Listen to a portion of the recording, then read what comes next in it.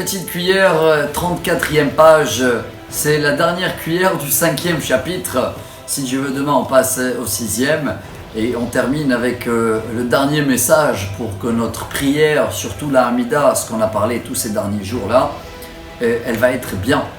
Le Shaliach Tzibour, en hébreu, le Hazan, l'officiant, je crois qu'on dit en français, quand lui fait une erreur, c'est pas bon, c'est pas un très bon signe, ni pour lui, ni pour ceux-là qui l'ont envoyé. Et c'est pour cela que la Mishnah, la dernière Mishnah du chapitre, elle nous apprend que le minimum, chacun de nous, avant qu'il fait l'Amida, il doit essayer d'être concentré, capable d'être concentré minimum dans la première prière.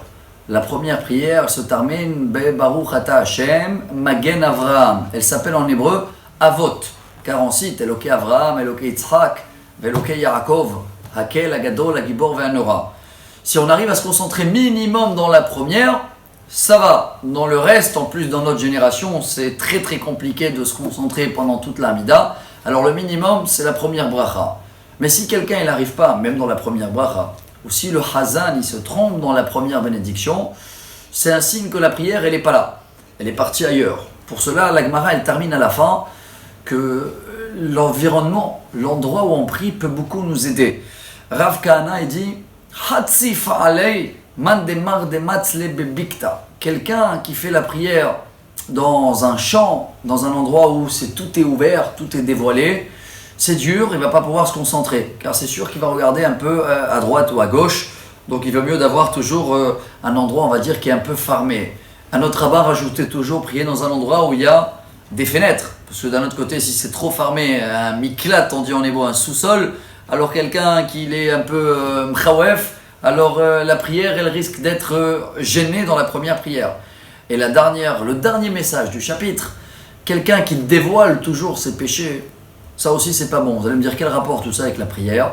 Parce que c'est vrai, comme on prie dans un endroit qui est pratiquement caché, on est dans un dialogue entre nous vis-à-vis de Dieu, et comme on va citer toujours dans la première prière les mérites de notre patriarche, Avraham, Yitzhak et Yaakov, c'est quand même honteux que d'un autre côté, ouais, moi quand j'étais jeune, j'ai fait ça et ça et ça. Ça se fait pas tellement, parce que 3 fois par jour, on leur demande, voilà, qui était ton grand-père?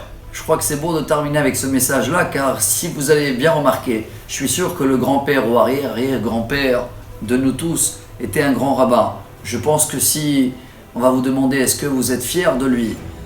Vous allez dire, tout à fait, on est fiers, c'est un mérite d'être de sa descendance.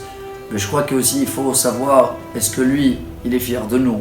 Et pour cela, il vaut mieux toujours de se concentrer, citer le mérite des pères, des patriarches, et pour que Avraham, Yitzhak et Yaakov soyons fiers de nous, venez, on essaie à partir d'aujourd'hui de se concentrer toujours minimum dans la première bénédiction de l'Hamida. À demain si Dieu veut pour le nouveau chapitre 36.